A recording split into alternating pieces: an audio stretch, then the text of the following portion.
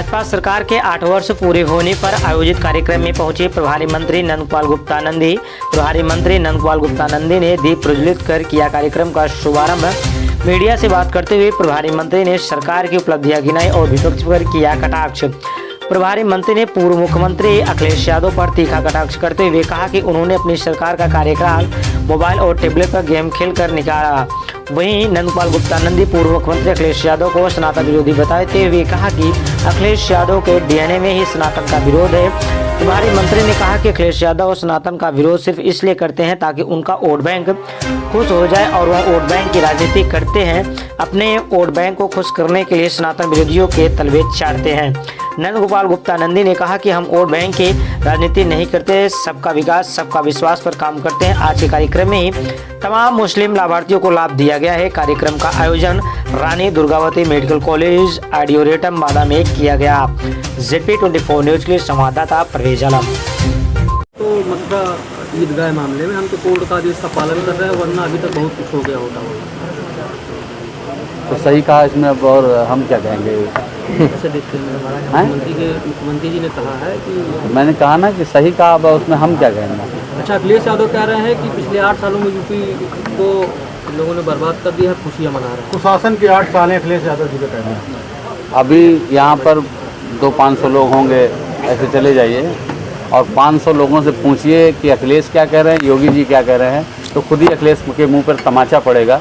ऐसे लोग जिनको विरासत में गद्दी मिल गई है, बुद्धि नहीं मिली, तो निश्चित रूप से अखिलेश की जो बचकानी हरकत है, आप देखिए कई निर्णय जो वो कहते हैं ना, थूक के चाटने वाली कहावत, कई निर्णय उन्होंने लिए, उसके बाद उन्होंने वापस लिए। और 5 साल जब वो सत्ता में रहे तो वीडियो गेम और मोबाइल पर गेम खेलते हुए और टैबलेट पर गेम खेलते हुए उन्होंने बिता दिए। उनको पता नहीं है कि उत्तर प्रदेश में ग्रामीण अंचल में, उनको पता नहीं है उत्तर प्रदेश के अंतिम गांव तक विकास की रोशनी कैसे पहुंचे, अंतिम व्यक्ति तक सरकार की योजनाओं का लाभ कैसे पहुंचे। हमने आंकड़े सहित रखा। ये आंकड़ा कहीं से किसी भी तरह से कोई भी चैलेंज कर सकता है। ऐसे ही कुछ भी ट्वीट कर देने से, कुछ भी कह देने से दुनिया अंधी नहीं है। दुनिया या प्रदेश की जनता को मूर्ख समझने की जो ये भूल कर रहे हैं, जनता ने इनको समाजवादी पार्टी से समाप्त होती हुई पार्टी बनाया है। अभी आपने उपचुनाव में देखा है।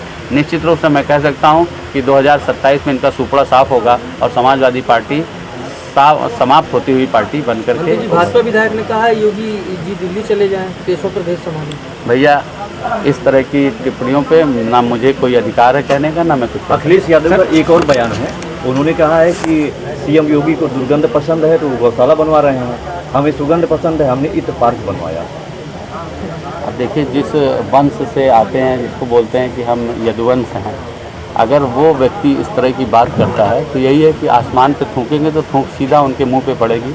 ऐसे लोगों के बारे में बात करके मैं समझता हूँ मीडिया के आप जैसे भले अच्छे इंसान का समय बर्बाद करना और जो आपका चैनल देख रही है इस देश की जनता, प्रदेश की जनता, उनका भी समय बर्बाद करना। एक और बयान है अखिलेश यादव का, उन्होंने कहा है कि शराब एक के साथ एक फ्री। योगी जी ने यह पार्टी टाइम शुरू किया है और नवरात्र के समय इस तरीके की चीज़ बहुत गलत है। ये सबको पता है कि सनातन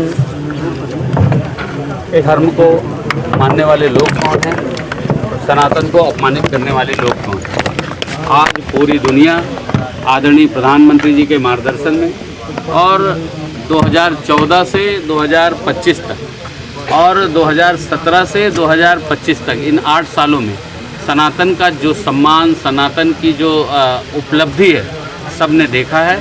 और हमेशा जिनके डीएनए में ही सनातन का अपमान है, जिनके डीएनए में ही भरा हुआ है कि हमने सनातन का अपमान केवल और केवल इसलिए कि वोट बैंक, कैसे हमारा वोट बैंक खुश हो जाए, कैसे हम वोट बैंक की राजनीति कर लें, उनको खुश करने के लिए, उनके तलवे चाटने के लिए, उनका मतलब उनको खुश करने के लिए वो किसी भी हद तक जा सकते हैं।